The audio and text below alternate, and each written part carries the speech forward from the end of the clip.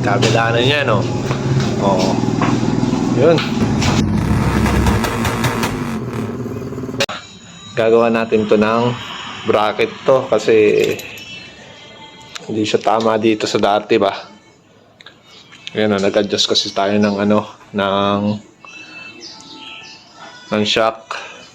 Tatama kasi siya dito. So, i-adjust natin pa ba. So, gagawa natin to ng bracket dito sa baba. Kasi pag dito, masyadong mataas. Kaya, gawa natin siya. Ba siya guys, ito. Medyo mainit-init pa. Ito. Yan. Ito. Ito siya guys. Bale, ang gagawin ko ay ganito. Kabit ko siya dito. Yan. Kaganyan siya. Ayan guys, yan, ganito. Ayan. Ayan. Tapos dito siya, guys, yan o. Ayan, ganyan siya. Okay, gawin natin yan. Go! Okay guys, bubutasan natin ito. Ito ka. Ayan. Butasan natin ito. Kasi dito natin sasalpak yung shock. So, marking na natin. Yan. Okay. Natin siya.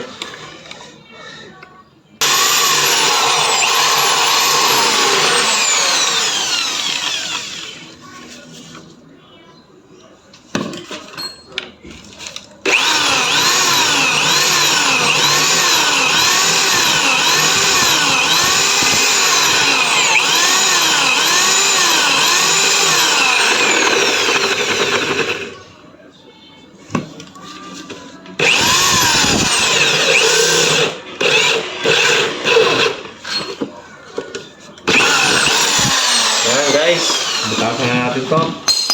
Bisulaan natin konti.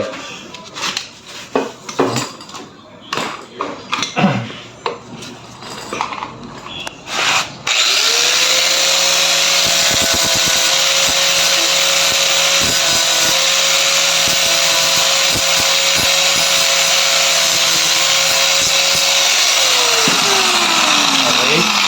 Tapos, mamaya, sprayan lang natin ito ng pintura kasi hindi pa natin pwedeng ihabol sa chrome. So, ito yung naka-chrome na yung dati. Oh, yan. Ito, gawin natin dito. Kung ano, upo ka ba ito? Yan, layo-layo na nga. Yan, try natin to. Mas maganda itong baklas kasi para tapos pagka nakrom na siya hahabol na siya dito so ngayon temporary muna, pintura muna.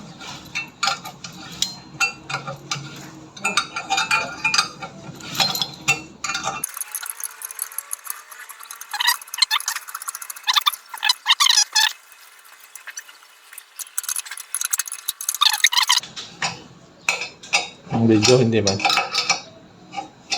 Mabuti.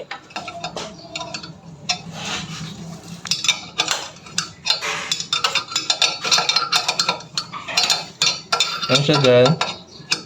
Yan siya guys, ganito ang ginawa ko para hindi na kailangan welding kasi hindi pwedeng weldingan dahil naka-chrome tayo.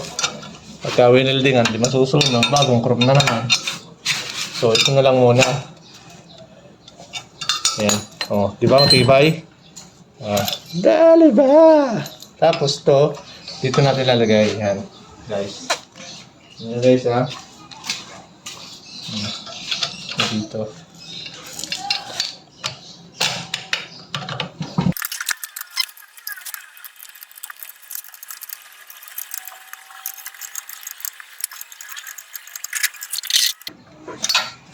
Yun. Ayos. Tingnan natin. Wow, ayos. Ganda. Ganyan. Yan. Right.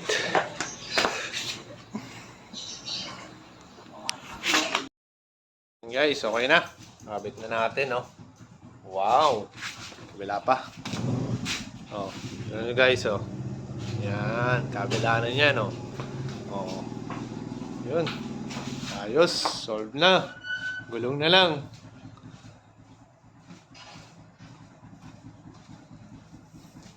Okay, thank you, and God bless.